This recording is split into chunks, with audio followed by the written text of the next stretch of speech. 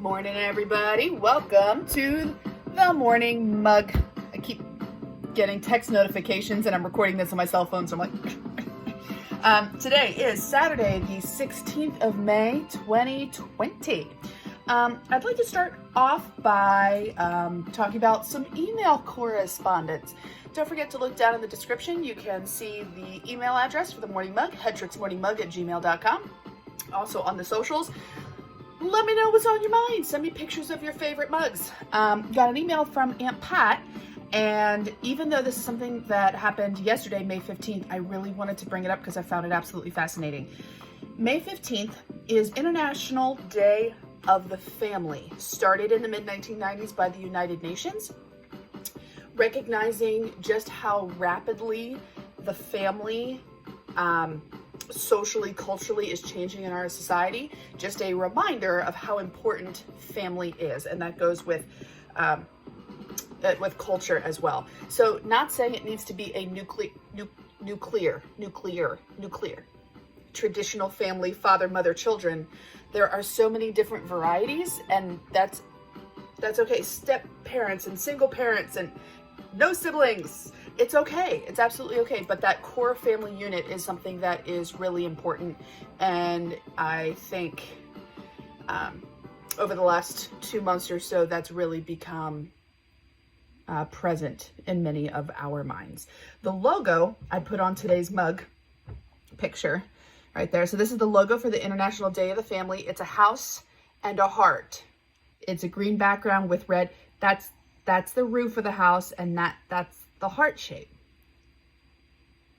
Please tell me you can see it. I'm still traumatized from 7th grade art getting a B.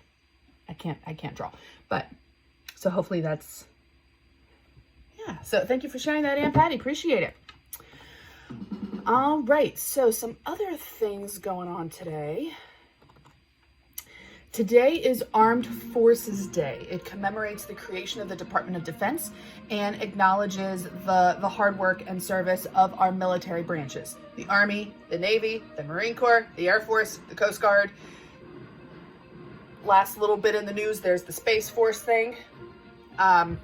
So this is different than Memorial Day. This is different than Veterans Day. When we get closer to Memorial Day with some, I won't do it Memorial Day Monday, maybe the weekend before. Is that next weekend? Oh, it's coming up soon. To a brief overview, the difference between Memorial Day and Veterans Day and how we as Americans should observe them. Okay. So with Armed Forces Day, you know the face, you know what's coming.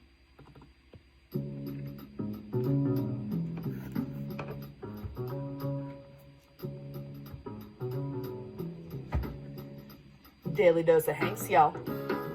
Oh, look. Oh. It's just your first one. So, Armed Forces Day, this is a really easy connection, but I may have shown you in an early morning mug. I don't have an altar or a shrine or anything like that, I promise. This was made at a teacher paint night. So, it was a movie theme. Shout out to the Pennsylvania Association of Student Councils. The conference theme was See You at the Movies. So the students had a dance one night and the advisors had a painting party. So I made my team top. And on the red carpet, I put all the roles Tommy Tom has played. Look at that, isn't that fun? In feature films. I didn't go into television. Okay. But a whole bunch here. So the connection to Armed Forces Day, if you think Army, played twice, Forrest Gump, and Saving Private Ryan. For his performance in Saving Private Ryan, he was awarded an honorary position in the Army Ranger Hall of Fame. Other military branch, off the top of my head, Jim Lovell, who he played in Apollo 13. He was in the Navy. Tom Hanks never served in the armed forces, but we'll talk more. We have another Tommy Tom connection coming soon. Soon, I'm just going to have to rename this the Tom Hanks Experience Hour because Okay, today is also Love a Tree Day. going with our caring about our planet. And my shirt today, you might not be able to see. It says masterpiece. Get it? And Earth is a masterpiece. Isn't that witty? I thought it was witty. So, Love a Tree Day. Today is National Piercing Day. Now, piercing is seen in cultures all across the globe and has been seen at various points in human history. Actually quite fascinating the way that we modify our bodies to adorn them or accentuate certain features. National Sea Monkey Day. Anybody remember sea monkeys? Oh, I had them once, but I was too afraid to put water in the packet, and I think I just threw the packet away. So if anybody has any sea monkey stories, I would love to hear those. It is National Learn to Swim Day, and I've talked about my participation in synchronized swimming, now artistic swimming. I think it's essential that everyone knows the basics of swimming for life-saving purposes, or at least if you're in water, how do you put your feet down so you can try to stand up if it's shallow. Might be a little chilly. The water still might be a little chilly. Okay, so 2 other biggies today. There is Do Something Good for Your Neighbor Day. Today is Do Something Good for Your Neighbor Day. This is not the Pennsylvania Day of Kindness. That is later this month, acknowledging Mr. Rogers, which we will celebrate. But when you think of, kindness towards your neighbors and won't you be my neighbor, really? Mr. Rogers, biopic, second dose of Hanks, y'all. Just saying. So we'll talk more about that. But hey, do something nice for your neighbor. Shoot him a text. If the trash cans are still out from trash day yesterday, wheel them back in for them. Wave when you're letting the dog out and the dogs are barking at each other across the fence. Just wave. Do something good for your neighbor day. And the last one that I want to talk about is Biographers Day. I found this fascinating. So today is Biographers Day. And May 16th was picked because May 16th, 1763, a writer, a biographer named James Boswell sits down with Samuel Johnson and works on a biography. So there had been writings about people's lives but this is considered like the first true biography. So I started thinking about an experience I had at the National Portrait Gallery in their Summer Teacher Institute a number of years ago. And by number, I mean like 3 or 4, about how biography plus art plus history, that's portraiture. You're creating a portrait, a representation of someone. And their background is important. How they're being depicted is important. And the historical context in which they lived is important. Can you stop giving yourself a bath, please? I'm in the middle of my show. Can you hold up? I love you. I'm not yelling. Look at her face. I'm not yelling at you, I promise. I love you.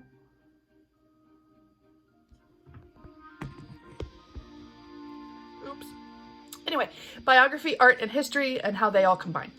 So I was thinking about the biopic, hence the name of today's episode, the biopic. And how important biography, art, the film itself is a creation of art and the history that's being depicted. So I decided to have, I think for the first time, ladies and gentlemen, our third dose of Hanks. Yeah. So, real people that Tom Hanks has played. So, I did put a funny clip, it's about 2-ish minutes, from the Graham Norton show, from Tom Hanks being a guest star. There's a bad word in it. So, I put a warning, there's a bad word. But talking about how the importance of playing real people and what some of his process is. So, some of the real people that Tom Hanks has played. I referenced my artwork this morning. Jim Lovell in Apollo 13. Carl Hanratty in Catch Me If You Can. The real name of that FBI special agent was Joseph Shea. Congressman Charlie Wilson in Charlie Wilson's War. Captain Richard Phillips in Captain Phillips. Walt Disney. James B. Donovan, Bridge of Spies. Captain Chelsea Sully Sullenberger from the film Sully, the pilot that landed the commercial airliner on the Hudson River. Ben Bradley, the Washington Post executive from the film The Post. He was nominated for an Oscar for that one. Andrew Beckett in Philadelphia.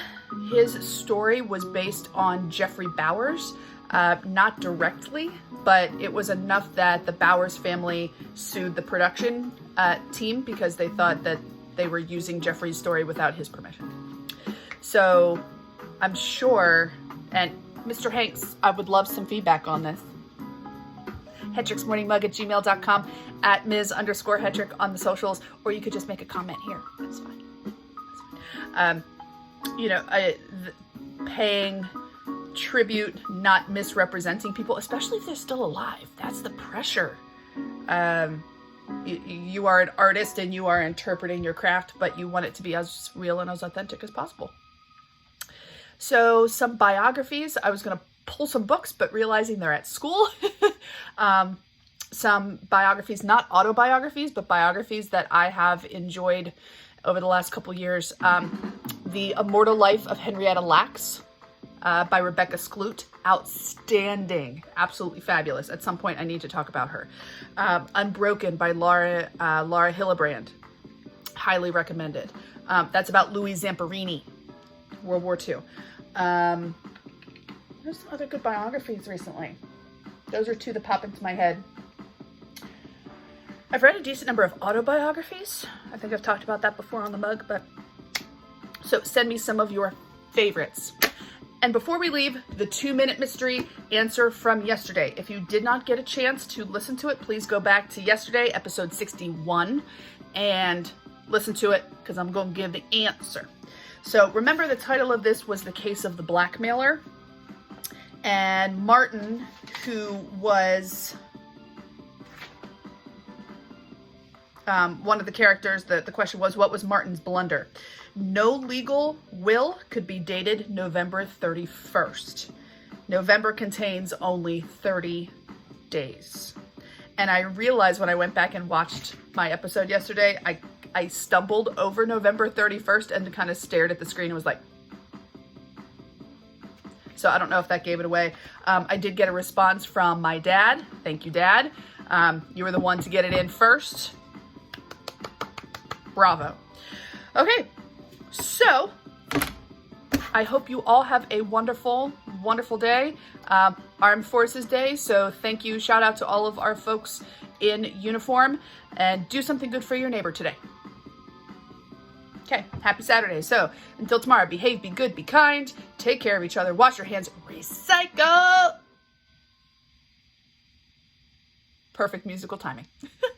All right, see you tomorrow. Bye.